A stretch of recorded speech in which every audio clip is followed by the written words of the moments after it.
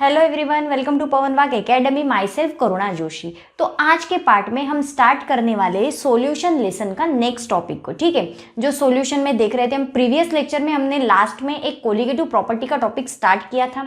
उसमें हमने colligative property की डेफिनेशन देखी थी कि एक ऐसी प्रॉपर्टी जो नंबर ऑफ पार्टिकल्स के ऊपर डिपेंड करती है। ठीक है, सिर्फ और सिर्फ नंबर ऑफ पार्टिकल्स के ऊपर कोलिगेटिव प्रॉपर्टी डिपेंड करती है, वो केमिकल नेचर के ऊपर डिपेंड नहीं करती है। मतलब जो साइज होगी, जो कलर होगा, लाइक अदर कोई केमिकल नेचर होगा, तो इसके ऊपर वो बिल्कुल भी डिपेंड नहीं करती है। कोलिगेटिव प्रॉपर्टी डिपेंड करेगी only on number of particles. तो ये डेफिनेशन हमने प्रीवियस लेक्चर में देखी थी। देन नेक्स्ट हमने 4 टाइप्स ऑफ कोलिगेटिव प्रॉपर्टी के नाम्स देखे थे। ठीक है, जो पहली कोलिगेटिव प्रॉपर्टी थी वो थी vapour pressure of lowering, second थी boiling point elevation, third property थी freezing point of depression and fourth colligative property थी ऑस्मोटिक प्रेशर की। ठीक है, तो आज के पार्ट में हम स्टार्ट करने वाले आपकी सबसे पहली वाली कोलिगेटिव प्रॉपर्टी को, जिसका नाम है वेपर प्रेशर ऑफ लोअरिंग। ठीक है, तो स्टार्ट करते हैं फर्स्ट कोलिगेटिव प्रॉपर्टी को।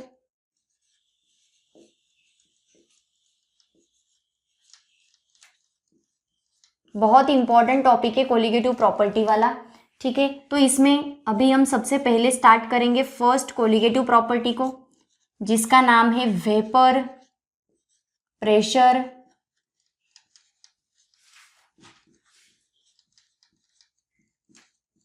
लोअरिंग। ठीक है, वेपर प्रेशर लोअरिंग। सबसे पहले वेपर प्रेशर ऑफ लोअरिंग में हमें वेपर प्रेशर के बारे में पता होना चाहिए। अगर हम सबसे पहली वाली प्रॉपर्टी देख रहे हैं जिसका नाम है वेपर प्रेशर लोअरिंग, तो सबसे पहले हमें फोकस करना है कि वेपर प्रेशर मतलब क्या होता है। जब आपको वेपर प्रेशर का मीनिंग पता होगा तभी आप आगे का पता कर पाओगे कि उसकी डेफिनेशन कैसी है, स्टेटमेंट कैसा है, डेरिवेशन कैसे हो रहा है। ठीक है, तो ये सभी आप तभी समझ पाओगे जब आपको वेपर प्रेशर का मीनिंग पता हो। ठीक है, तो सबसे पहले लिखेंगे हम वेपर प्रेशर की डेफिनेशन। ठीक है, तो यहाँ पे देखो वेपर प्रेशर का मतलब क्या होता है। Pressure exerted by vapor of liquid on liquid is known as vapor pressure।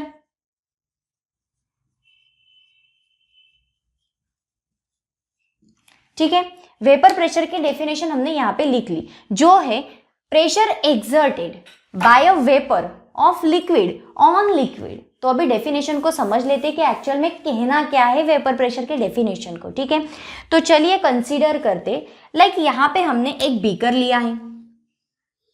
ठीक है, बीकर लिया है, आप कोई भी फ्लास्क भी ले सकते हो। ठीक है, लैब्स में जब हम प्रैक्टिकल परफॉर्म करते तब आप क्लोज कंटेनर भी वहां पे यूज कर सकते हो। ठीक है, लेकिन यहाँ पे समझने के लिए इजियर जाएगा बीकर का कंसेप्ट। ठीक है, तो यहाँ पे बीकर लिया हमने। बीकर में क्या करेंगे हम, प्रेशर एक्सर्टेड, सबसे पहले डेफिनेशन समझ लो क्या है। Pressure exerted by vapour of liquid on liquid. तो अभी क्या करेंगे, बीकर लिया, बीकर के अंदर में हमने यहाँ पे लिक्विड लिया है। ठीक है, लिक्विड सॉल्वेंट यहाँ पे हमने दिखा दिया। तो ये है यहाँ पे लिक्विड, बीकर में हमने लिक्विड लिया है। ठीक है, देन नेक्स्ट अभी क्या होगा वो देखो। अगर लिक्विड प्रेजेंट है तो लिक्विड क्या करता है भाई, लिक्विड इवेपोरेट हो जाता है। लिक्विड क्या करता है, इवेपोरेट हो जाता है। मतलब क्या निकलता है लिक्विड से, वेपर्स निकलते हैं। ठीक है, तो यहाँ पे क्या होगा, लिक्विड है तो लिक्विड से क्या होगा, वेपर्स निकलेंगे। ठीक है, तो ये वाले वेपर्स निकल रहे हैं लिक्विड से। ठीक है, ये है यहाँ पे वेपर्स, वेपर्स ऑफ लिक्विड। ठीक है, देन नेक्स्ट चलते हैं। नेक्स्ट देखो अभी क्या हो रहा है, लिक्विड पता चल गया, वेपर ऑफ लिक्विड का पता चल गया, वेपर ऑफ लिक्विड क्या था वो भी पता चल गया, लिक्विड क्या था वो भी पता चल गया। अभी क्या देखना है, प्रेशर। ठीक है, प्रेशर क्या हो रहा है इन दोनों के बीच में, ऐसा क्या है कि वेपर प्रेशर की डेफिनेशन देख रहे हैं हम। ठीक है, तो pressure exerted by the vapour of liquid. तो ये जो वेपर ऑफ लिक्विड है, ऐसे वेपर से जो लिक्विड से बाहर निकल रहे। ठीक है, एक ऐसे वेपर से जो लिक्विड से इवेपोरेट होके बाहर निकल रहे, तो बाहर निकल रहे, तो यहाँ पे क्या होगा, जो liquid and vapour of liquid के बीच में जो स्पेस है, ठीक है, यहाँ पे बीच में जो स्पेस है, तो यहाँ पे क्या हो रहा है, ये वाले जो वेपर्स है ये क्या कर रहे हैं, यहाँ पे प्रेशर एग्जर्ट कर रहे हैं। ठीक है, जो वेपर्स लिक्विड से बाहर निकल गए थे, एक ऐसे वेपर्स जो इस लिक्विड से बाहर निकले थे, तो वो वेपर्स बाहर जाने के साथ साथ क्या हो रहा है, वो लिक्विड के ऊपर ही प्रेशर जनरेट कर रहे हैं। ठीक है, बाहर निकलते निकलते क्या हो रहा है, वो उस लिक्विड के ऊपर ही प्रेशर जनरेट कर रहे हैं, प्रेशर एग्जर्ट कर रहे हैं। उसको क्या कहते हैं, हम वेपर प्रेशर कहते हैं। जब वेपर्स लिक्विड के ऊपर प्रेशर डालते हैं तो ऐसे कंसेप्ट को बोलते हैं हम वेपर प्रेशर। ठीक है, यहाँ पे डायग्राम में देखा हमने, लिक्विड लिया बीकर के अंदर में, उस लिक्विड से क्या हो रहा था, वेपर्स जनरेट हो रहे थे, वो वेपर्स बाहर निकल रहे थे। ठीक है, और वो वेपर्स बाहर जाने के साथ साथ क्या कर रहे थे, उस लिक्विड के ऊपर प्रेशर भी जनरेट कर रहे थे। ठीक है, यहां से निकलने के साथ साथ उन्होंने क्या किया, यहाँ पे लिक्विड के ऊपर प्रेशर भी जनरेट किया। ठीक है, उसी को कहते हैं हम वेपर प्रेशर। तो यहाँ पे वेपर प्रेशर की डेफिनेशन में हमने पढ़ा, pressure exerted by the vapour of liquid. जो वेपर ऑफ लिक्विड होते हैं वो प्रेशर जनरेट करते हैं किसके ऊपर, लिक्विड के ऊपर। तो ऐसे वाले कंसेप्ट को बोलते हैं हम वेपर प्रेशर। ठीक है, तो यहाँ पे हमें वेपर प्रेशर का मीनिंग तो पता चल गया। देन नेक्स्ट देखते हैं, अभी टॉपिक का नाम क्या है, पहली कोलिगेटिव प्रॉपर्टी का नाम क्या है, vapour pressure lowering. Vapour pressure का पता चल गया, लेकिन पूरा कंसेप्ट क्या है भाई, वेपर प्रेशर लोअरिंग। तो चलिए देखते हैं वेपर प्रेशर लोअरिंग को कैसे हम डिफाइन कर सकते हैं। ठीक है, नेक्स्ट देखते हैं हम वेपर प्रेशर लोअरिंग मतलब क्या होता है। ठीक है, वेपर प्रेशर लोअरिंग। ठीक है, अभी पढ़ते हैं वेपर प्रेशर लोअरिंग क्या है। वेपर प्रेशर के बारे में तो पता चल गया, अभी वेपर प्रेशर लोअरिंग को देखते क्या है, तो उसकी डेफिनेशन लिख लेते। ठीक है, difference between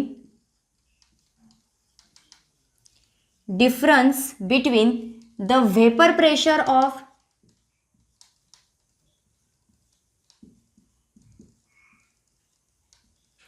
pure solvent and vapor pressure of solution। ठीक है, यहाँ पे वेपर प्रेशर लोअरिंग को देख रहे हैं हम, तो उसकी डेफिनेशन ऐसी है, डिफरेंस बिटवीन, ठीक है, division, difference between the vapour pressure of pure solvent and vapour pressure of solution. इन दोनों के बीच में जो डिफरेंस है उसको क्या कहते हैं हम, वेपर प्रेशर लोअरिंग। तो ये वाला कंसेप्ट क्या है वो समझ लेते हैं। डेफिनेशन तो समझ गई, लेकिन एक्चुअल में उसमें लोअरिंग का मतलब क्या है, लोअरिंग हो रहा है मतलब क्या हो रहा है, तो ये हम एक्सपेरिमेंटली वे से भी समझ सकते हैं। ठीक है, तो यहाँ पे डेफिनेशन लिख ली हमने, जो vapour pressure of pure solvent होता है एंड जो वेपर प्रेशर ऑफ सॉल्यूशन होता है, इन दोनों के बीच में जो डिफरेंस होता है उसको कहते हैं हम वेपर प्रेशर लोअरिंग। ठीक है, तो यहाँ पे देखो, अभी vapour pressure of pure solvent लिखा है, मतलब ये क्या होता है वो देखो, vapour pressure of pure solvent P1 nought which is equal to P1 nought को ही हम इंडिकेट करते हैं। तो P1 नॉड का मतलब होता है vapour pressure of pure solvent. ठीक है, vapour pressure of pure solvent. Then next क्या था, वेपर प्रेशर ऑफ सॉल्यूशन। तो P1 से इंडिकेट करते हैं हम vapour pressure of solution. Lowering of vapour pressure में हमने देखा कि डिफरेंस बिटवीन होता है वो vapour pressure of pure solvent के बीच में and vapour pressure of solution के बीच में। मतलब ही क्या होगा, डिफरेंस बिटवीन होगा P1 नॉड में एंड P1 में। ठीक है, P1 नॉड एंड P1 के बीच में जो डिफरेंस होगा उसको कहेंगे हम वेपर प्रेशर ऑफ लोअरिंग। ठीक है, ये बात तो हमने यहाँ पे देख ली, लेकिन अभी एक्सपेरिमेंटली जो मैंने आपको बताया तो वो वाला कंसेप्ट बहुत इंपॉर्टेंट है कि एक्चुअल में हो क्या रहा है, कि वेपर प्रेशर लोअरिंग हम इसको बोल रहे हैं। ठीक है, तो यहाँ पे देखो भाई क्या होता है, तो हम यहाँ पे 2 बीकर्स लेने वाले। ठीक है, आप वॉल्यूमेट्रिक फ्लास्क, वो फ्लास्क भी यूज कर सकते हो अगर आप लैब में प्रैक्टिकल परफॉर्म कर रहे हो। ठीक है, तो यहाँ पे हम जनरली बीकर में ही इंडिकेट करते हैं। ठीक है, तो यहाँ पे देखते हैं कि एक्चुअल में हो क्या रहा है। तो सबसे पहले क्या करेंगे, हम 2 बीकर्स लेंगे।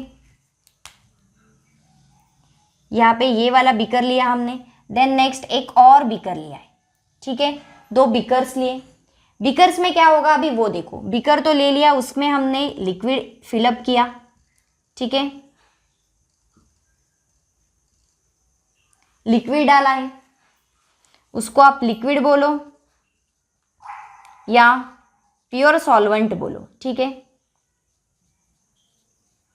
यहां पे क्या किया हमने, लिक्विड लिया बीकर में, देन नेक्स्ट इधर के बीकर में भी क्या करना है, हमें लिक्विड को फिलअप करना है।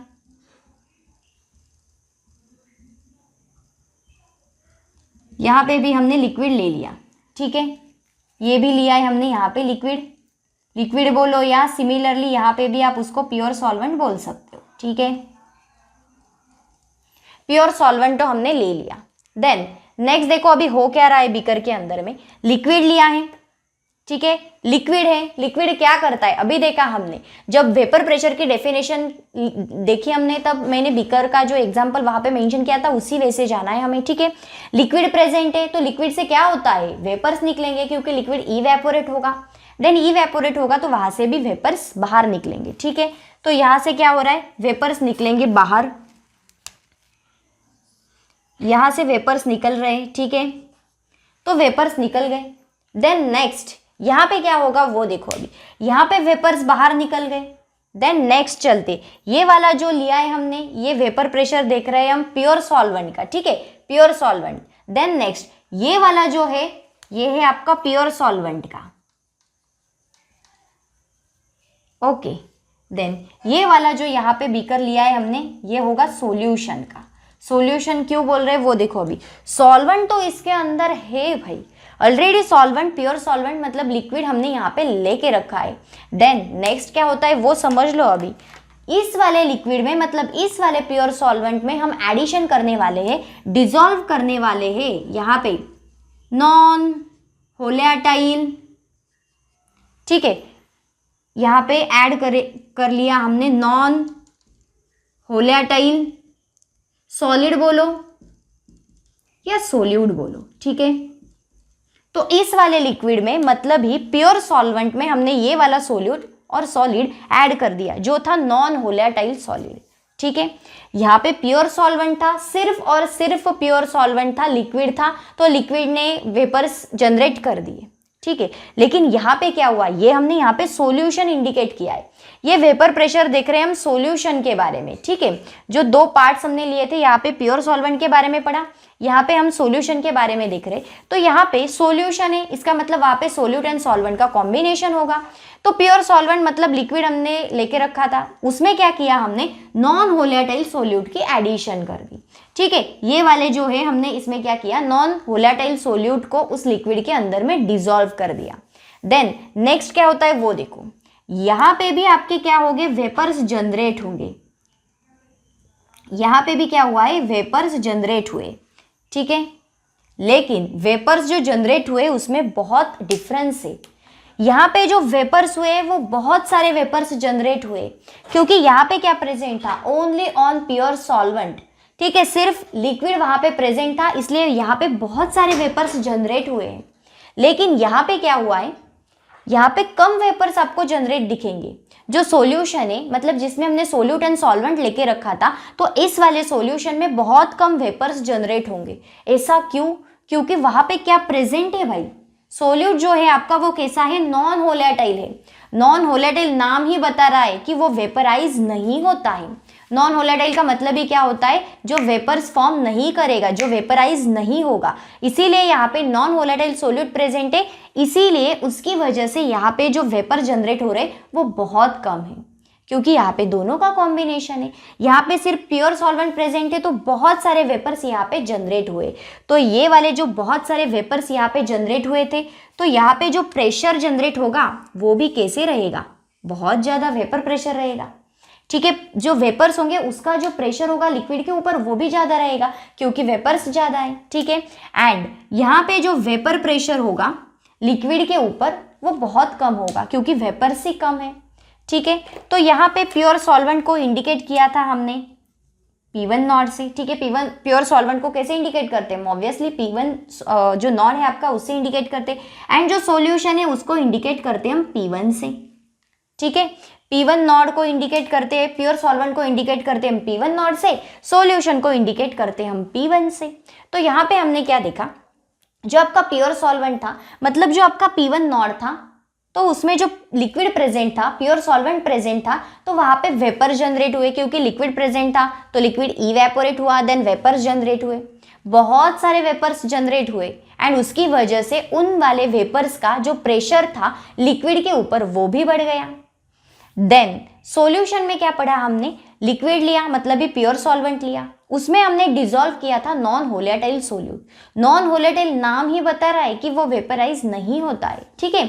वहां पे वेपर्स बहुत कम दिखेंगे आपको, तो यहाँ पे वेपर्स बहुत कम है, तो उसका जो प्रेशर होगा, इन वाले वेपर्स का जो प्रेशर होगा इस वाले लिक्विड के ऊपर वो बहुत कम होगा, क्योंकि वेपर्स ही कम है। तो यहाँ पे P1 जो है उसका जो प्रेशर होता है, वेपर प्रेशर होता है, वो कम होता है as comparing to the P1 nought, ठीक है। P1 नॉड का जो वेपर प्रेशर होता है वो बहुत ज्यादा होता है, क्योंकि वहां पे सिर्फ प्योर सॉल्वेंट प्रेजेंट है। लेकिन जो P1 है, मतलब जो सॉल्यूशन है, यहाँ पे नॉन वोलेटाइल सोल्यूट भी प्रेजेंट है, एंड नॉन वोलेटाइल सोल्यूट क्या करता है, वो वेपराइज नहीं होता है, इसीलिए यहाँ पे आपको वेपर्स कम दिखेंगे, उसकी वजह से वहां पे प्रेशर भी कम जनरेट होगा लिक्विड के ऊपर, ठीक है। इसीलिए P1 नॉड का जो वेपर प्रेशर होता है वो ज्यादा होता है as comparing to the P1 से, मतलब इस सॉल्यूशन से, ठीक है। तो ये वाला पार्ट हमने यहाँ पे देख लिया। देन नेक्स्ट चलते, इसके आगे हमें क्या देखना है वो देखो अभी। तो यहाँ पे देखा हमने जो प्योर सॉल्वेंट था उसका जो वेपर प्रेशर था वो ज्यादा था as comparing to the P1 से, मतलब सॉल्यूशन से। इसी का मतलब अभी हमें क्या देखना है वो देखो। P1 का पता चल गया जो है vapour pressure of pure solvent, P1 nought का पता चल गया vapour pressure of pure solvent, and P1 का मतलब है वेपर प्रेशर ऑफ सॉल्यूशन। देख क्या रहे हम, वेपर प्रेशर ऑफ लोअरिंग। तो इन दोनों से क्या होगा पता है, यहाँ पे होगा नेक्स्ट वाला इक्वेशन मिलेगा हमें जो है वेपर प्रेशर ऑफ लोअरिंग का, ठीक है। Delta P which is equal to the, यहाँ पे क्या था, P1 नॉड की वैल्यू कैसी थी, वेपर प्रेशर कैसे था, ज्यादा था, ठीक है।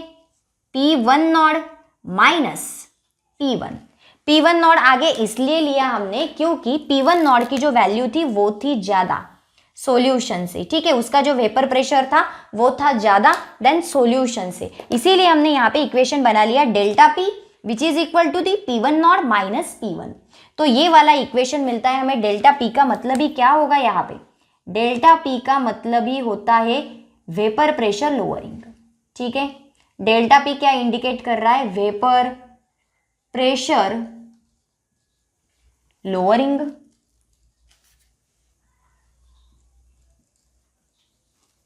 ठीक है। तो यहाँ पे हमें ये वाला इक्वेशन मिल गया, क्योंकि यहाँ पे हमें वैल्यूज पता चल गई कि वेपर प्रेशर किसका ज्यादा है, तो वेपर प्रेशर प्योर सॉल्वेंट का ज्यादा है देन सॉल्यूशन से। तो यहाँ पे हमने लिख लिया delta P which is equal to the P1 not minus P1। मतलब ही डेफिनेशन क्या लिखी थी हमने लोअरिंग में, difference between the vapour pressure of pure solvent, मतलब ही vapour pressure of pure solvent, and vapour pressure of solution, मतलब ही P1, ठीक है। डेल्टा P का मतलब ही आपका वेपर प्रेशर ऑफ लोअरिंग, ठीक है। तो ये बातें तो हमें यहाँ पे पता चल गई। देन नेक्स्ट अभी यहाँ पे हमें क्या देखना है, वेपर प्रेशर ऑफ लोअरिंग में जो रॉल्स लॉ होता है वो क्या रिलेट करता है, ठीक है, क्या एक्सप्रेस करता है वेपर प्रेशर लोअरिंग के बारे में, ठीक है। तो चलिए देखते हैं रॉल्स लॉ को जो एक्सप्रेस कर रहा है वेपर प्रेशर ऑफ लोअरिंग के कंसेप्ट को। तो चलिए अभी देखते हैं रॉल्स लॉ को, क्योंकि रॉल्स लॉ ने बहुत अच्छी तरह से एक्सप्लेन किया है relationship, quantitative relationship between the vapour pressure of pure solvent and vapour pressure of solution, जो अभी हमने देखा था वेपर प्रेशर ऑफ लोअरिंग की डेफिनेशन में कि डिफरेंस बिटवीन होता है vapour pressure of pure solvent and vapour pressure of solution, ठीक है। तो इन दोनों का जो रिलेशनशिप है, जो क्वांटिटेटिव रिलेशनशिप है, इन दोनों का रिलेशनशिप रॉल्स लॉ ने बहुत अच्छी तरह से एक्सप्लेन किया है, ठीक है। इसीलिए अभी देखते हैं रॉल्स लॉ को वेपर प्रेशर ऑफ लोअरिंग के कंसेप्ट में, ठीक है।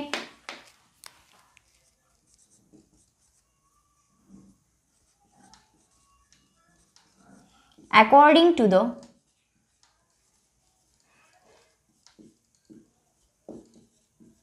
रॉल्स लॉ, ठीक है। रॉल्स लॉ के अनुसार अगर हम देखें तो रॉल्स लॉ ने हमें एक जो फॉर्मूला था वो दिया था, स्टेट क्या किया था, रॉल्स लॉ का स्टेटमेंट क्या था वो देखो अभी। रॉल्स लॉ का स्टेटमेंट ऐसे था, लाइक P1, इसी का मतलब क्या था भाई, पार्शियल वेपर प्रेशर बोलो या वेपर प्रेशर ऑफ सॉल्यूशन बोलो, ठीक है। P1 is equal to the vapour pressure of pure solvent multiplied by their mole fraction, ठीक है। तो ये वाला फॉर्मूला दिया था हमें रॉल्स लॉ ने स्टेट करके बताया था कि जो पार्शियल वेपर प्रेशर होता है या वेपर प्रेशर ऑफ सॉल्यूशन होता है वो इज इक्वल टू होता है vapour pressure of pure solvent multiplied by their mole fraction, ठीक है। तो x1 है यहाँ पे मोल फ्रैक्शन। तो ये वाले x1 को अभी हमें सब्सटीट्यूट करना है x2 में। तो कैसे करोगे, याद करो फॉर्मूले, ये सब हो चुका है, ये फॉर्मूले हमने पहले भी देखे। अभी क्या करना है, सिर्फ आपको याद करना है एंड सब्सटीट्यूट करना है। तो x1 को अभी हमें x2 में सब्सटीट्यूट करना है, तो वो देखो अभी कैसे उसको हम सब्सटीट्यूट करेंगे। एक फॉर्मूला था हमारे पास x1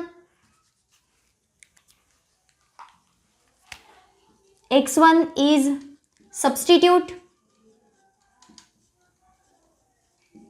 by x2। तो उसके लिए फॉर्मूला क्या है वो देखो, x1 plus x2 which is equal to क्या थी वैल्यू 1। मोल फ्रैक्शन की सम की थी हमने, तो उसकी वैल्यू थी एग्जैक्टली 1 इज इक्वल टू 1, ठीक है। तो यहाँ पे x1 plus x2 which is equal to the 1। तो x1 की वैल्यू चाहिए हमें, क्योंकि x1 को x2 में सब्स्टिट्यूट करना है।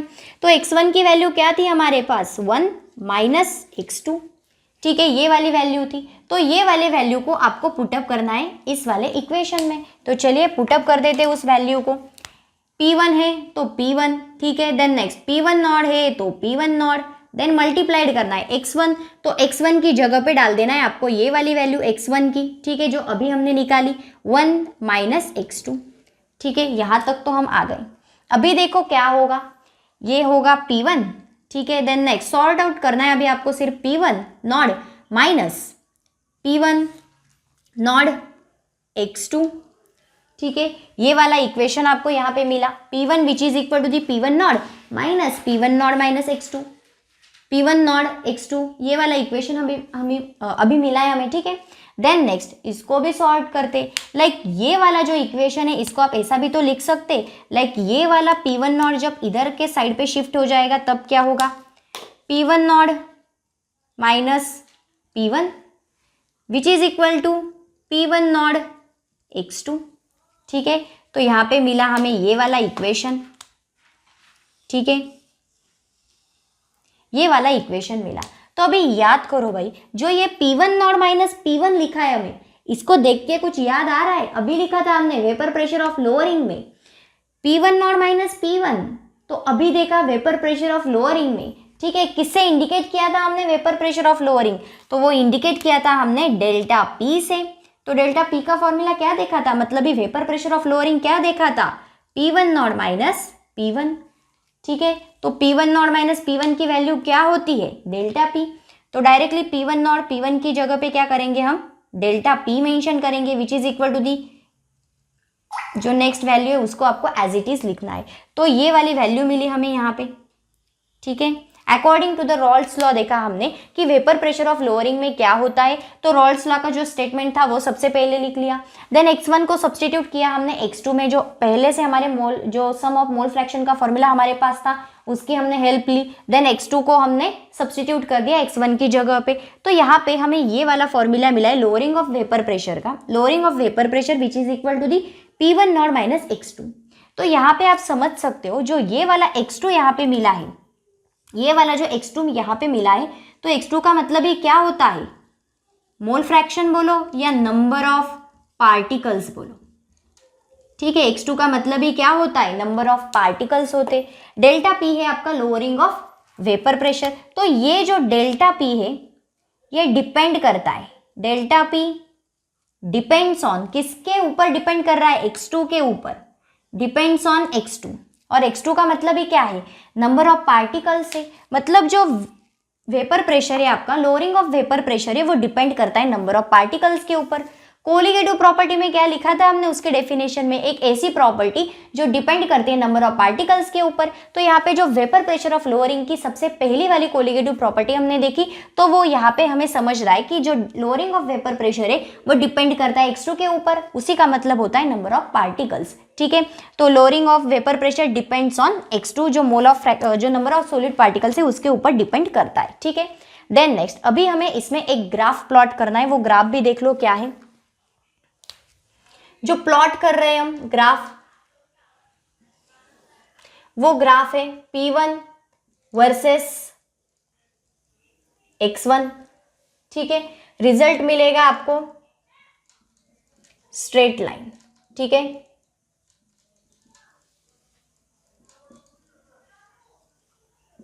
बहुत सिंपल सा ग्राफ है, ठीक है। यहां पे इंडिकेट करेंगे हम vapour pressure, vapour pressure of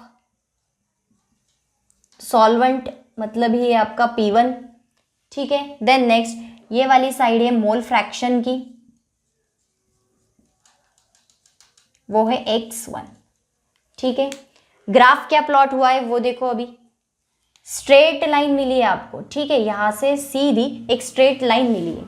तो यहाँ पे देखो ग्राफ में क्या हो रहा है, जैसे जैसे वेपर प्रेशर ऑफ सॉल्वेंट बढ़ेगा, जैसे जैसे वेपर प्रेशर ऑफ सॉल्वेंट बढ़ेगा वैसे वैसे क्या होगा, मोल फ्रैक्शन भी बढ़ेगा, ठीक है। जैसे जैसे यहाँ से आपका वेपर प्रेशर ऑफ सॉल्वेंट बढ़ रहा है तो वैसे वैसे धीरे धीरे आपका मोल फ्रैक्शन भी बढ़ते जाएगा, ठीक है।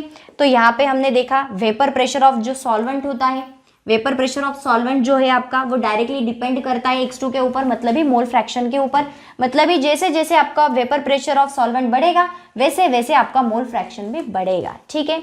तो यहाँ पे हमने वेपर प्रेशर ऑफ लोअरिंग का जो कंसेप्ट था वो समझ लिया है, ठीक है। अभी हमें वेपर प्रेशर ऑफ लोअरिंग में ही एक और पार्ट के बारे में पढ़ना है जिसका नाम है relative vapour pressure of lowering. Vapour pressure of lowering तो देख लिया हमने, सबसे पहले वेपर प्रेशर देखा, उसके बाद मूव किया थोड़ा सा वेपर प्रेशर लोअरिंग पे, ठीक है। अभी देखते हैं हम relative vapour pressure lowering. Vapour pressure lowering के बाद देखना है relative vapour pressure of lowering. तो स्टार्ट करते हैं relative vapour pressure of lowering के टॉपिक को। तो चलिए देखते हैं रिलेटिव वेपर प्रेशर लोअरिंग के कंसेप्ट को, ठीक है।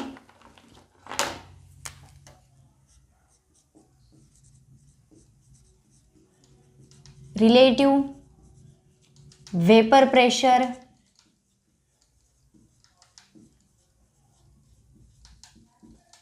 लोअरिंग, ठीक है। तो इसके सबसे पहले डेफिनेशन लिख लेते हैं। डेफिनेशन आ गई तो फॉर्मूला भी क्रिएट कर दोगे, एंड फॉर्मूला याद रह गया तो फिर स्टेटमेंट क्रिएट कर दोगे, ठीक है। तो चलिए देखते हैं इसमें क्या होता है। It is the ratio of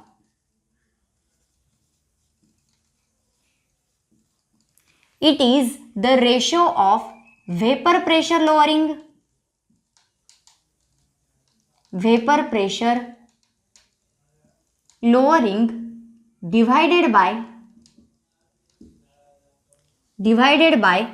the vapor pressure of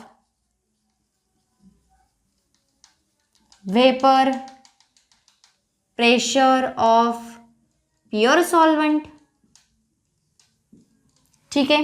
तो वेपर प्रेशर ऑफ लोअरिंग को ही क्या इंडिकेट करते हैं भाई, वेपर प्रेशर ऑफ लोअरिंग को क्या इंडिकेट करते हैं, वेपर प्रेशर लोअरिंग, ठीक है। तो वेपर प्रेशर ऑफ लोअरिंग को इंडिकेट करते हैं हम डेल्टा पी, ठीक है। देन नेक्स्ट है आपका vapour pressure of pure solvent. तो vapour pressure of pure solvent को हम क्या इंडिकेट करते हैं,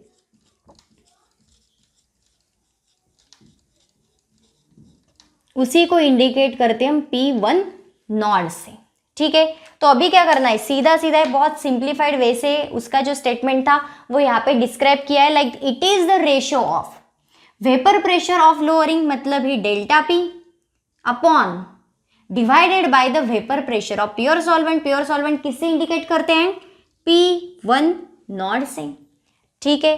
देन आगे चलते इसको सॉल्व करते, delta P upon P1 not, ठीक है।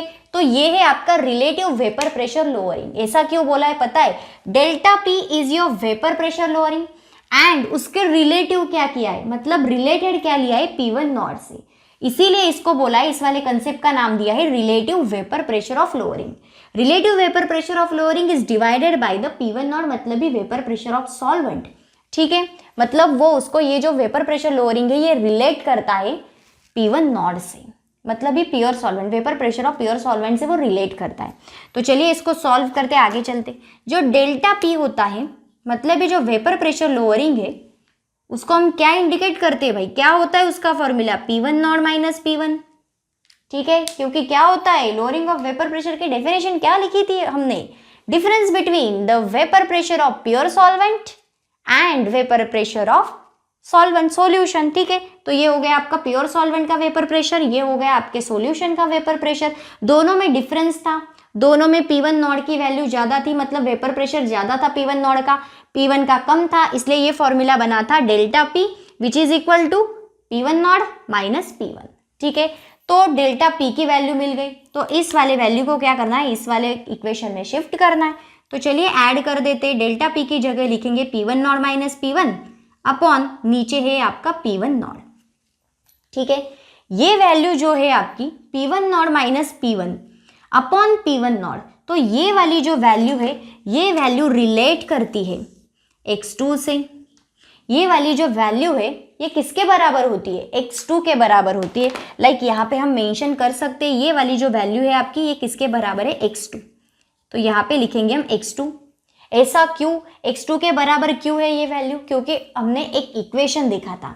क्या इक्वेशन था वो, क्या इक्वेशन था, P1 not minus P1 which is equal to the P1 nought x2, ये वाला इक्वेशन देखा था।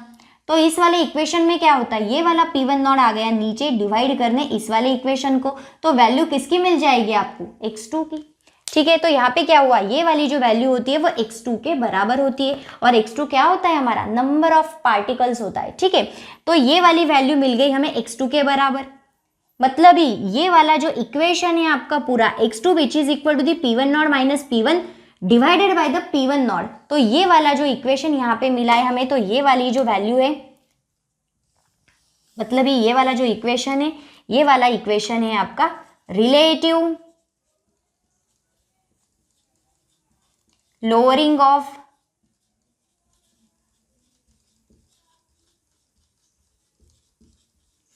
वेपर प्रेशर, ठीक है। मतलब ये क्या है, यहाँ पे जो relative lowering of vapour pressure है, ये जो relative lowering of vapour pressure है, मतलब ये वाली जो वैल्यू मिली हमें, तो relative lowering of vapour pressure किसके बराबर था, x2 के बराबर था, ठीक है। और यही वाला इक्वेशन मिलता है हमें relative lowering of vapour pressure का, ठीक है। Then relative lowering of vapour pressure का जो कंसेप्ट आ रहा था वेपर प्रेशर लोअरिंग में, वो भी हमने यहाँ पे डिस्कस कर लिया। देन नेक्स्ट मूव करते, इसी के ऊपर अभी हमें मोलर मास के बारे में डिस्कस करना है, तो चलते उस कंसेप्ट पे। तो चलिए guys, relative lowering of vapour pressure के बाद देखते मोलर मास वाला कंसेप्ट कैसा है, ठीक है।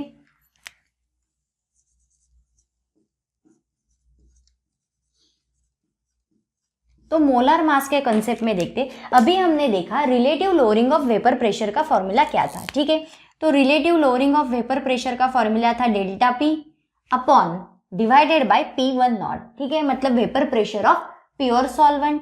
तो ये वाला फॉर्मूला डिस्कस किया हमने relative lowering of vapour pressure में, ठीक है। तो ये वाला जो फॉर्मूला है आपका, ये किसके बराबर होता है, किसके इक्वल्स टू होता है, x2 के, ठीक है। मोलर फ्रैक्शन के बराबर होता है, मोल फ्रैक्शन के बराबर होता है, ठीक है। Delta P upon P1 nought is equals to the x2, x2 के बराबर ये वाली वैल्यू आपकी होती है, मतलब relative lowering of pressure equals to होता है x2 के, ठीक है। देन नेक्स्ट देखो अभी क्या होता है, ये वाला जो x2 है इसको हम ऐसे भी लिख सकते हैं, like n2 upon n1 plus n2, ठीक है।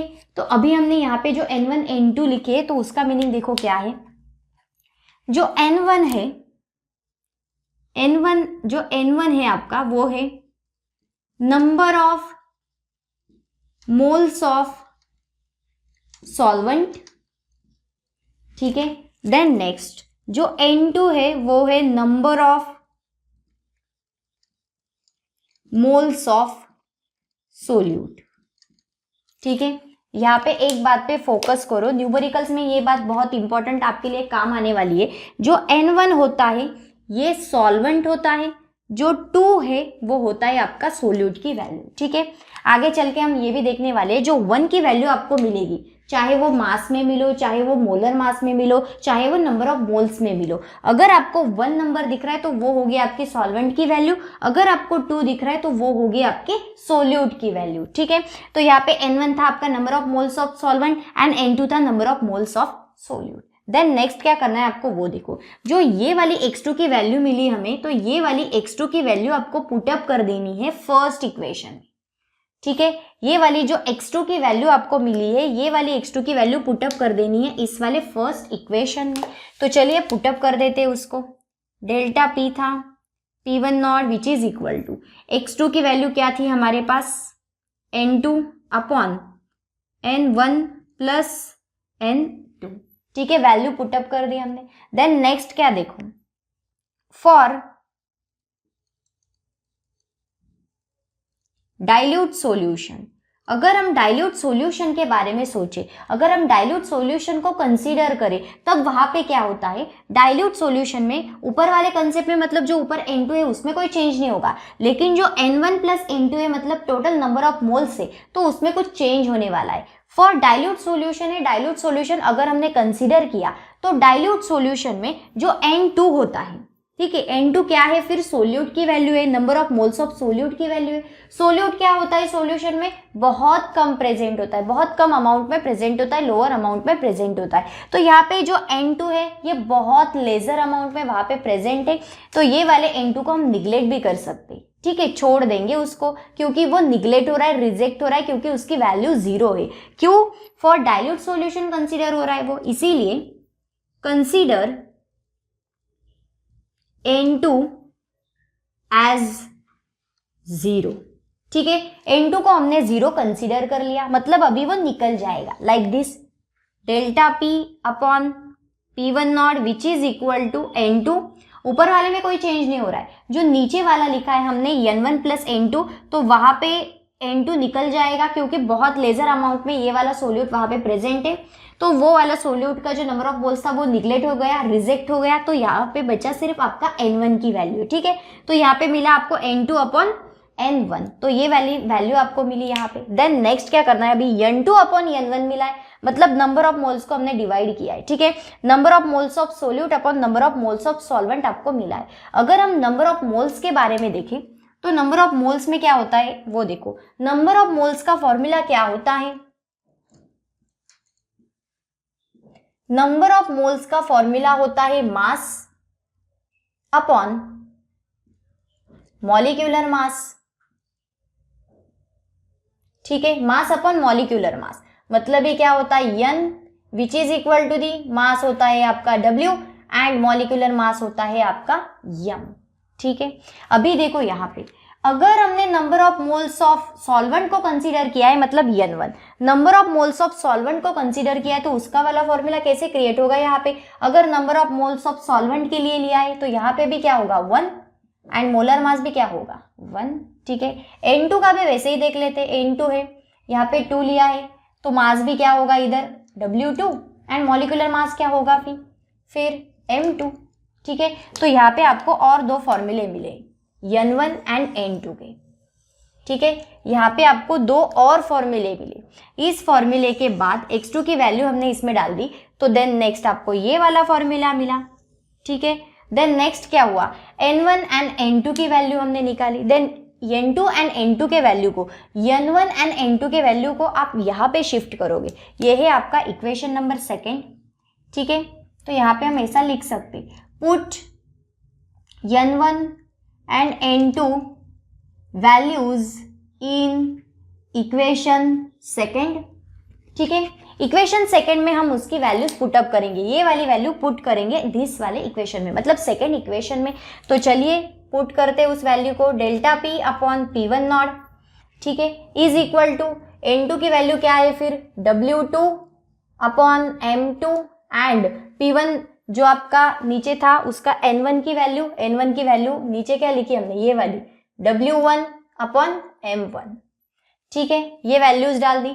देन नेक्स्ट अभी देखो क्या होता है, उसी को हम ऐसा भी तो रिप्लेस कर सकते हैं, ठीक है। ये वाली वैल्यू को हम और सिग्निफाइंट वे से लिखेंगे, W2, ये जो M1 था ये चला जाएगा ऊपर, ये वाला जो ऊपर M2 था वो आएगा नीचे, ठीक है। W1 M2, इसको भी सॉल्व कर लिया हमने। देन नेक्स्ट देखो, डेल्टा पी को ये और क्या लिख सकते भाई हम, relative lowering of vapour pressure, मतलब जो डेल्टा पी था उसमें उसके स्पेसिफाइड मीनिंग क्या था, वेपर प्रेशर ऑफ लोअरिंग, ठीक है। तो उसकी वैल्यू क्या थी P1, एंड देन ये नीचे वाला P1 नॉट, ठीक है। तो ये वाला मोस्ट इंपॉर्टेंट फॉर्मूला मिला है आपको मोलार मास के कंसेप्ट में, जिसका यूज आपको न्यूमेरिकल्स में होने वाला है, ठीक है। तो ये वाला फॉर्मूला ध्यान में रख लो, क्या फॉर्मूला मिला है, ठीक है, delta P upon P1 not, ठीक है। उसी को हम P1 नॉट माइनस P1 या P1 नॉट भी मेंशन कर सकते हैं, ठीक है। न्यूमेरिकल्स में ये वाली चीज इसलिए इंपॉर्टेंट है, इसीलिए मैंने delta P upon P1 not को और एक नाम देके रखा है, इधर के साइड पे एक और फॉर्मूला बता दिया है, क्योंकि न्यूमेरिकल्स में इसका काम आता है। कभी कभी आपको directly relative lowering of vapour pressure की वैल्यू दी होगी, कभी कभी क्या होता है सिर्फ लोअरिंग वेपर प्रेशर की वैल्यू दी होगी न्यूमेरिकल्स में, then lowering of vapour pressure की वैल्यू आपको और डिवाइडेशन में दी होगी, लाइक P1 नॉट में मतलब vapour pressure of pure solvent में बताई होगी, एंड यहाँ पे आपको वेपर प्रेशर ऑफ सॉल्यूशन के फॉर्म में कुछ वैल्यूज बताई होंगी, ठीक है। इसका यूज आपको न्यूमेरिकल्स में होने वाला है, ठीक है। देन नेक्स्ट इसकी वैल्यू आपको क्या मिली, W2 मतलब ही mass 2 upon M1 then divided by W1 M2, ठीक है। अभी आप बोलोगे ये W1 एंड M1 का स्पेसिफाइड मीनिंग हमें नहीं लिख के दिया, तो वो भी मैं यहाँ पे बता देती हूँ कि जो W1 है एंड W2 है उसके मीनिंग देखो यहाँ पे क्या है, मास दिया है हमने ऊपर, ठीक है। देन ये है आपका मास ऑफ फर्स्ट नंबर है, तो फर्स्ट नंबर को क्या बताया था मैंने, फर्स्ट नंबर होगा तो वो हमेशा क्या होगा, सॉल्वेंट। ये है आपका मास ऑफ सॉल्वेंट, जो W2 यहाँ पे लिखा है हमने वो क्या है फिर, mass of solute. Then next M1 and M2 के बारे में भी हमने मेंशन किया है, तो M2 का मतलब ही क्या है, molecular mass, molecular mass of first number है M1 है तो वो आएगा आपका सॉल्वेंट। देन नेक्स्ट M2 है तो वो क्या आएगा, मॉलिक्यूलर मास ऑफ सोल्यूट, ठीक है। तो ये वाला कंसेप्ट था मोलर मास के बारे में, जिसमें हमने सबसे पहले relative lowering of vapour pressure का फॉर्मूला लिख लिया था, देन उसमें हमने x2 की वैल्यू शिफ्ट की, ठीक है। x2 की वैल्यू मिली थी हमें N2 upon N1 plus N2 मतलब ही नंबर ऑफ मोल्स, ठीक है। देन नेक्स्ट हमें ये वाली जो value N2 upon N1 N plus N2 थी, तो ये वैल्यू हमने x2 की जगह पे वहां पे शिफ्ट कर दी, तो हमें ये वाला फॉर्मूला मिला। देन नेक्स्ट क्या हुआ, नंबर ऑफ मोल्स का हमने स्पेसिफाइड फॉर्मूला देखा जो था मास अपॉन मॉलिक्यूलर मास, तो N1 एंड N2 की वैल्यूज हमने वहां पे बना ली। देन नेक्स्ट क्या हुआ, उन वैल्यूज को हमने ये वाला जो इक्वेशन था आपका इक्वेशन नंबर 2, तो उसमें ये वाली N1 एंड N2 की वैल्यू हमने पुटअप कर दी, देन आपको ये वाला मेन इंपॉर्टेंट फॉर्मूला मिला जिसका यूज आपको न्यूमेरिकल्स में होने वाला है, ठीक है।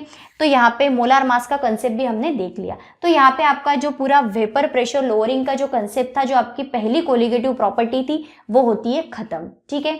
देन चलते हैं जो आपके वेपर प्रेशर लोअरिंग के ऊपर आपको कुछ न्यूमेरिकल्स दिए, तो वो न्यूमेरिकल्स देखते हैं अभी। तो चलिए गाइज न्यूमेरिकल को देखते हैं अभी, जो वेपर प्रेशर ऑफ लोअरिंग के डिपेंडेंट आपको दिया है, ठीक है। तो क्वेश्चन को पढ़ते, जो प्रॉब्लम नंबर है आपका 2.4,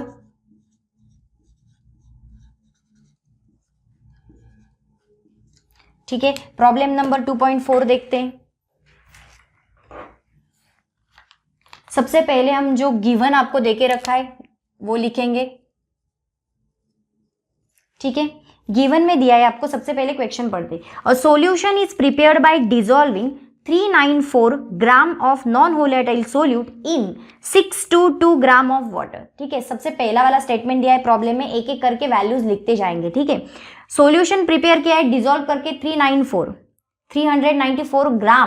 ग्राम में दिया है, इसका मतलब क्या है भाई, वो मास है, ग्राम में दिया है तो मास है, ठीक है। तो मास को हम क्या इंडिकेट कर रहे थे, अभी देखा था हमने नंबर ऑफ मोल्स, जो देखा था नंबर ऑफ मोल्स में एक फॉर्मूला देखा था, मास अपॉन मॉलिक्यूलर मास, ठीक है। तो मास को किससे रिप्रेजेंट किया था हमने, W से, ठीक है। तो नॉन वोलेटाइल सोल्यूट दिया है, सोल्यूट के बारे में बताया है, तो सोल्यूट को नंबर कौन सा यूज कर रहे थे हम, सोल्यूट को नंबर कौन सा यूज कर रहे थे, तो 2 नंबर यूज कर रहे थे, सेकंड नंबर, ठीक है, क्योंकि सोल्यूट के बारे में दिया है। तो सबसे पहले आपको जो वेट दिया है, मतलब जो मास दिया है, मास को रिप्रेजेंट करते हैं हम W से, ओके, मास को रिप्रेजेंट करते हैं W से। देन सोल्यूट का मास दिया है सबसे पहले, तो सोल्यूट हम सेकेंड नंबर से मेंशन कर रहे थे, इसलिए आएगी वो वैल्यू W2 की। तो वो वैल्यू दी आपको 394 ग्राम, ठीक है। देन नेक्स्ट वाली जो वैल्यू दी है आपको वो है, फिर पहले सोल्यूट की है तो दूसरी सॉल्वेंट की आएगी, ठीक है। W1 की है, W1 की वैल्यू दी आपको 622 ग्राम, ठीक है। देन नेक्स्ट चलते हैं। The vapour pressure of solution is found to be, vapour pressure of solution दिया है, मतलब ही P1 की वैल्यू दी है, ठीक है। जो वैल्यू दी है आपको वो है 30.74, ठीक है, mmHg। आगे पढ़ते, 30.74 mmHg at 30 degree Celsius, temperature दिया है जिसका कोई यूज नहीं है हमें, ठीक है, 30 डिग्री सेल्सियस, ये कंफ्यूजन के लिए दिया होता है, ठीक है। Then next, if vapour pressure of water at 30 degree Celsius is 31.8 mmHg, तो यहाँ पे आपको vapour pressure, again vapour pressure mention करके दिया है, तो यहाँ पे कंफ्यूज बिल्कुल भी मत होना। जो वाटर दिया है आपका वो प्योर सॉल्वेंट है, ठीक है, प्योर सॉल्वेंट के बारे में बताया है, वेपर प्रेशर दिया है, फिर आपको प्योर सॉल्वेंट को इंडिकेट करते हैं P1 नॉट से, ठीक है। उसकी वैल्यू दी है आपको 31.8 mmHg, ठीक है। देन नेक्स्ट देखते, what is the molar mass of solute, molar mass of solute के बारे में पूछा है, ठीक है। क्वेश्चन ठीक से देखो, molar mass of solute, solute को किस नंबर से इंडिकेट कर रहे थे हम, सोल्यूट को इंडिकेट कर रहे थे हम सेकंड नंबर से। मोलर मास के बारे में पूछा है, मतलब ये आपके मॉलिक्यूलर मास के बारे में पूछा है वहां पे, ठीक है। मॉलिक्यूलर मास इंडिकेट कर रहे थे हम M से, ओके। जो आपका मास था वो रिप्रेजेंट किया हमने W से, लेकिन जो मॉलिक्यूलर मास था वो रिप्रेजेंट किया हमने M से, ठीक है। तो जो मोलार मास निकालना है हमें वो सोल्यूट के लिए निकालना है, तो सोल्यूट को हम कौन सा वाला नंबर यूज कर रहे थे भाई, 2 नंबर, तो यहाँ पे आपको M2 की वैल्यू कैलकुलेट करनी है, ठीक है। जो गिवन डाटा दिया था वो तो हमने यहाँ पे लिख लिया। अभी चलते फॉर्मूले के ऊपर। अभी हमने मोलार मास का एक कंसेप्ट देखा, उसमें हमने मोस्ट इंपॉर्टेंट फॉर्मूला देखा। अभी बताया मैंने कि ये वाला फॉर्मूला आपको न्यूमेरिकल्स में लगने वाला है, मोस्ट इंपॉर्टेंट फॉर्मूला है, लिख के ले लो, ठीक है। तो यहाँ पे चलो वो फॉर्मूला लेते हैं जो अभी पढ़ा है हमने मोलार मास के कंसेप्ट में, ठीक है। P1 not minus P1 upon P1 not which is equal to W2 M1 upon W1 M2, ठीक है। यहाँ पे हमने फॉर्मूला लिख लिया। फिर देन नेक्स्ट देखो अभी क्या हो रहा है, इधर सिर्फ आपको वैल्यू शिफ्ट करनी है अभी, ठीक है। फॉर्मूला तो लिख दिया हमने, यहाँ पे delta P upon P1 not था, उसी को हमने सिंप्लीफाइड वे से लिया है। डेल्टा P का मतलब ही क्या होता है, P1 नॉट माइनस P1, तो यहाँ पे हमने वो वाला फॉर्मूला मेंशन कर दिया है। अभी आपको क्या करनी है, वैल्यूज उठानी है और फॉर्मूले में शिफ्ट कर देनी है, ठीक है। तो चलिए देखते हैं, सबसे पहले वैल्यूज को पुटअप करते हैं। P1 नॉट की वैल्यू क्या है आपके पास, P1 नॉट की वैल्यू है 31.8 mmHg, ठीक है। देन माइनस P1 की वैल्यू है आपके पास, P1 की वैल्यू है 30.74 mmHg, okay. Then next again आपको क्या करना है, P1 नॉट की वैल्यू डालनी है जो है 31.8 mmHg। देन नेक्स्ट चलते हैं इधर के साइड पे, W2, जो W2 है उसकी वैल्यू दी है यहाँ पे 394 ग्राम मल्टीप्लाइड बाय M1 की वैल्यू देखनी है। अभी यहाँ हमें M1 की वैल्यू मेंशन नहीं दी है, गिवन डाटा में M1 की वैल्यू मेंशन नहीं है, लेकिन क्या करना है वो भी बताती हूँ, ठीक है। M1 की वैल्यू दी नहीं है। W1 की वैल्यू देखो, W1 की वैल्यू आपको मेंशन करके दी है 622 ग्राम इनटू M2, M2 की वैल्यू आपको कैलकुलेट करनी है, ठीक है। ये वाली जो वैल्यू है यहाँ पे M2 की, तो ये वाली वैल्यू आपको कैलकुलेट करनी है M2 की। लेकिन अभी आप बोलोगे M1 की वैल्यू तो गिवन डाटा में दी नहीं है, जो प्रॉब्लम हमें बताया उसमें M1 की वैल्यू मेंशन नहीं की है, लेकिन अगर आपको मॉलिक्यूलर मास निकालते आएगा तो आप M1 की वैल्यू भी निकाल दोगे, ठीक है। बहुत ईजियर है और ये कंफ्यूजन करने के लिए दिया नहीं है, लेकिन आप अंडरस्टैंडिंग करोगे, कंसेप्ट समझ लोगे तो आपको M1 की वैल्यू भी आप लिख दोगे, ठीक है। तो M1 की वैल्यू देखो हमें निकालनी कैसे है। यहाँ पे हमने क्या दिया था, जो प्योर सॉल्वेंट था आपका तो वो वाटर मॉलिक्यूल था, मतलब ही हमें यहाँ पे मॉलिक्यूलर मास निकालना पड़ेगा वाटर का, ठीक है। तो वाटर का मॉलिक्यूलर मास निकालते, यहाँ पे देखो अभी क्या होगा, मॉलिक्यूलर मास निकालेंगे। किसका मॉलिक्यूलर मास निकालना है हमें? मॉलिक्यूलर मास ऑफ, किसके बारे में पूछा है? M1 है, ठीक है, M1 है। 1 जो होता है वो किसके लिए यूज करते भाई? हम जो 1 होता है उसको सॉल्वेंट के लिए यूज करते, ठीक है। तो यहाँ पे वाटर का मॉलिक्यूलर मास निकालना है हमें, वो निकलेगा आपका M1 का, ठीक है, M1 का मॉलिक्यूलर मास निकलेगा। तो यहाँ पे लिखोगे H का मॉलिक्यूलर मास होता है 1, अगेन H है, 2 H है इसलिए 1 + 1, एंड ऑक्सीजन का मॉलिक्यूलर मास होता है 16, तो यहाँ पे क्या हो जाएगा 18। तो M1 की वैल्यू क्या मिली हमें? मोल, ठीक है, ग्राम पर मोल। M1 की वैल्यू क्या मिली फिर हमें यहाँ पे? ग्राम पर मोल, ठीक है। तो यहाँ पे लिखेंगे हम उसकी वैल्यू 18 ग्राम पर मोल, ओके। तो ये वाली वैल्यूज हमने यहाँ पे शिफ्ट कर दी। देन नेक्स्ट देखो अभी क्या होता है, ये वाला जो इक्वेशन है यहाँ पे इसको आपको सॉल्व करना है, ठीक है। ये वाली इक्वेशन को सॉल्व करना है, कैसे सॉल्व करोगे अभी वो देखो। ये वाला जो इधर की साइड जो है सबसे पहले इसको सॉल्व करोगे आप, ठीक है।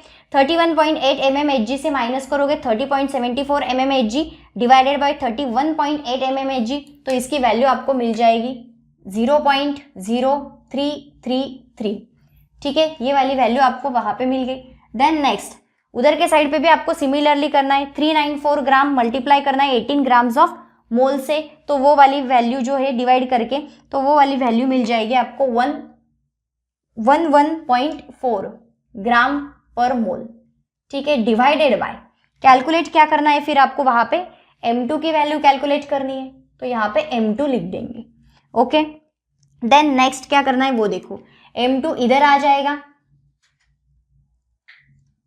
ये डिवाइड करेगा 11.4 ग्राम्स पर मोल, ग्राम अपॉन मोल अपॉन 0.0333, ठीक है। तो यहाँ पे M2 की वैल्यू आपको मिल जाएगी 342 ग्राम अपॉन मोल, ठीक है। तो यहाँ पे ये वाली वैल्यू हमें कैलकुलेट करनी थी M2 की, तो वो वाली वैल्यू हमने यहाँ पे कैलकुलेट कर दी है। सबसे इंपॉर्टेंट बात है आपको फॉर्मूले याद होने चाहिए।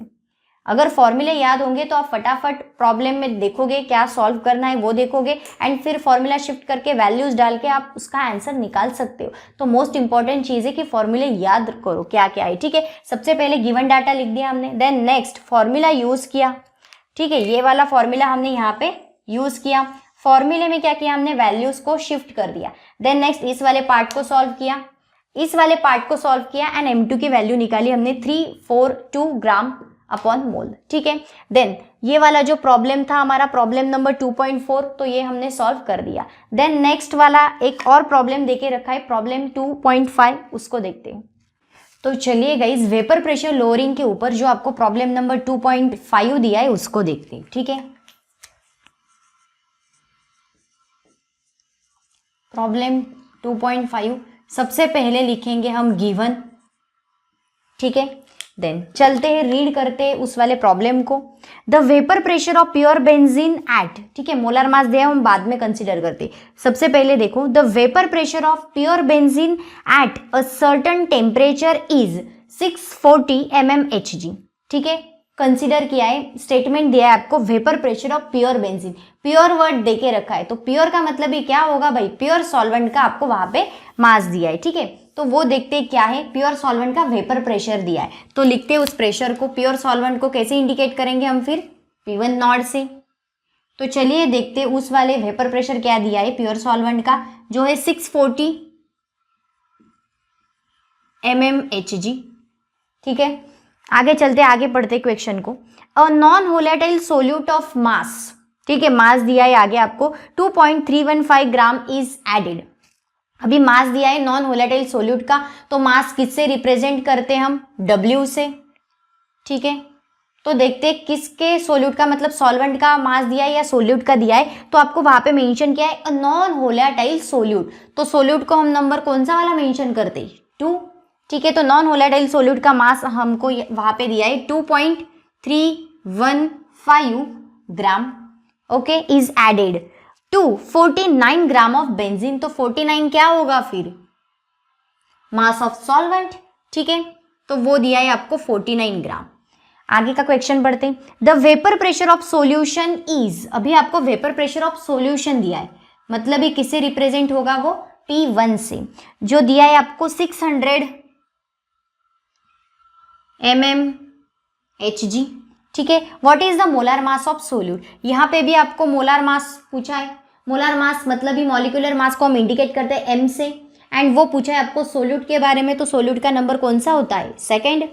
ठीक है, तो हमें m2 वहाँ पे कैलकुलेट करना है। ठीक है, देन अभी आपको एक मोलार मास भी देके रखा है, वो हम पहले फॉर्मूला देखते फिर बाद में उसके ऊपर आते। ठीक है, तो फॉर्मूला क्या था भाई, यहाँ पे सिमिलरली वही फॉर्मूला हमें यहाँ पे भी यूज करना है, P1 not minus P1 upon P1 not which is equal to W2 M1 upon W1 M2। ठीक है, फॉर्मूला भी हमने यहाँ पे मेंशन कर दिया। देन अभी क्या करना है आपको, सिर्फ वैल्यूज को शिफ्ट करना है फॉर्मूले में। तो चलिए वैल्यूज को शिफ्ट करते। P1 नॉट की क्या प्राइस दी, क्या वैल्यू दी है आपको, 640 mmHg। Okay, then minus P1 की वैल्यू क्या दी है, 600 mmHg। ओके, डिवाइडेड बाय क्या लिखना है फिर से, P1 नॉट क्या है हमारे पास, 640 mmHg। Okay, is equal to W2 की वैल्यू क्या दी है आपको, 2.315 ग्राम। ठीक है, देन नेक्स्ट M1 की वैल्यू क्या है, फिर M1 की वैल्यू यहाँ पे मेंशन करके नहीं दी है, आगे देखते उसकी वैल्यू भी लिखते, लेकिन सबसे पहले जो हमें दिख रहा है वो लिख लेते। ठीक है, W1 की वैल्यू दी है 49 ग्राम। ठीक है, देन इनटू M2 की वैल्यू जो है वो हमें कैलकुलेट करनी है। ठीक है, ये वाली जो M2 की वैल्यू है ये हमें कैलकुलेट करनी है। ओके, देन अभी देखते हैं M1 की वैल्यू हमारे पास नहीं है। ठीक है, इस वाले M1 की वैल्यू हमारे पास नहीं है, तो वो कैसे कैलकुलेट करनी है वो देखो, वो कैलकुलेट करने की ज़रूरत नहीं है। ठीक है, वो भी हमें ऑलरेडी क्वेश्चन में देके रखी है, प्रॉब्लम जो दिया है उसमें वो वैल्यू वहाँ पे मेंशन करके दी है, तो वो दी है आपको मोलार मास 78 ग्राम पर मोल। अगर वहाँ पे मेंशन नहीं होता तो फिर आपको कैलकुलेट करना पड़ता है। ठीक है, जो आपका बेंजीन दिया है आपको, उसका सिमिलरली जैसे हमने प्रीवियस प्रॉब्लम में देखा था, वाटर मॉलिक्यूल का जो मॉलिक्यूलर मास था सॉल्वेंट का, वो हमने कैलकुलेट किया था। अगर यहाँ पे नहीं होता तो फिर आपको वो कैलकुलेट करना पड़ता। ठीक है, लेकिन उन्होंने वहाँ पे क्वेश्चन में देके रखा है। ठीक है, तो कोई कैलकुलेट करने की ज़रूरत नहीं है। तो जो molar mass of 78 gram of mole है, तो वो दिया है आपको M1 की। ठीक है, M1 की वैल्यू वो वहाँ पे मेंशन की है, जो है आपकी 78 ग्राम पर मोल। ठीक है, तो ये वाली वैल्यू वहाँ पे देके रखी थी M1 की। ठीक है, मतलब ही मोलार मास ऑफ सॉल्वेंट की। ठीक है, तो वो वैल्यू हम यहाँ पे पुटअप करते हैं, 78 ग्राम पर मोल। ठीक है, देन नेक्स्ट क्या करना है, अभी कैलकुलेट करना है, ज़्यादा कुछ बड़ी बात नहीं है, सिर्फ आपको वो वैल्यूज कैलकुलेट करनी है। ठीक है, तो कैलकुलेट कैसे करनी है वो भी देखो, कैलकुलेशन का बहुत सिंप्लीफाइड वे। सबसे पहले ये वाला जो पार्ट है इसको कैलकुलेट करो। ठीक है, तो ये वाला पार्ट जब आप कैलकुलेट करोगे तो इसकी वैल्यू मिलेगी आपको 0.0625। ठीक है, 0.0625 is equal to, then next क्या करना है आपको, 2.315 इंटू 78 अपॉन 49, ये कैलकुलेट करना है। तो ये कैलकुलेट करके आपको वहाँ पे वैल्यू मिल जाएगी 3.685। ठीक है, तो ये वैल्यू आपको वहाँ पे मिल जाएगी। देन नेक्स्ट क्या करना है वो देखो, डिवाइडेड बाय यहाँ पे M2 था। ठीक है, M2 कैलकुलेट करना है, तो M2 हमने यहाँ पे मेंशन कर दिया। देन नेक्स्ट क्या करना है वो देखो, अभी यहाँ पे M2 कैलकुलेट करना था इधर, तो M2 को क्या करेंगे हम, ये वाला जो था ये आ जाएगा इसके नीचे, M2 बाहर निकल जाएगा, एंड M2 बाहर निकलेगा तो ये वाली जो वैल्यू थी वो हो जाएगी उधर के साइड पे शिफ्ट। मतलब लाइक ऐसा आपको फॉर्मूला मिल जाएगा, M2 which is equal to the, ये वैल्यू थी आपकी 3.685। ओके, अपॉन ये वाली वैल्यू थी, देन डिवाइड कर देना है इस वाले वैल्यू से, मतलब 0.0625। ठीक है, 0.0625 से डिवाइड कर देना है, तो आप देखोगे तो M2 की वैल्यू आपको मिल जाएगी 58.96 ग्राम पर मोल। ठीक है, तो यहाँ पे ये वाली वैल्यू मिली हमें M2 की, जो थी 58.96 ग्राम पर मोल। ठीक है, तो हमने यहाँ पे जो 2.5 प्रॉब्लम देखा तो वो भी हमने यहाँ पे सॉल्व कर दिया था, जहाँ पे आपको मेंशन किया था M2 की वैल्यू मतलब ही molar mass of solute calculate करना था। सबसे पहले सोल्यूट एंड सॉल्वेंट क्या होता है वो समझ लो, तभी आपको कोई भी गड़बड़ नहीं होगी प्रॉब्लम सॉल्व करते वक्त, ठीक है। अगर आपको पता चल गया सोल्यूट को इंडिकेट करते हैं हम नंबर 2 एंड सॉल्वेंट को इंडिकेट करते हैं नंबर 1, तो आप इजीली प्रॉब्लम सॉल्व कर दोगे, ठीक है। सबसे पहले गिवन डाटा लिख लो, देन फॉर्मूला याद करो भाई क्या था। फॉर्मूला याद किया तो फिर ज़्यादा कुछ बड़ी बात नहीं है, सिर्फ वैल्यूज़ को शिफ्ट करना है एंड देन कैलकुलेट करना है। तो यहाँ पे हमने ये वाला प्रॉब्लम भी डिस्कस कर लिया। देन नेक्स्ट पार्ट में हम नेक्स्ट कंसेप्ट को स्टार्ट करने वाले, सेकंड कोलिगेटिव प्रॉपर्टी को हम स्टार्ट करने वाले, ठीक है। आज के लेक्चर में हमने फर्स्ट कोलिगेटिव प्रॉपर्टी के बारे में डिटेल में पढ़ लिया, ठीक है। वेपर प्रेशर ऑफ लोअरिंग के बारे में जो आपकी फर्स्ट कोलिगेटिव प्रॉपर्टी थी उसके बारे में हमने डिटेल में पढ़ लिया। उसके बेसिस पे जो आपको 2 न्यूमेरिकल्स देके रखे थे वो भी हमने यहाँ पे डिस्कस कर लिए।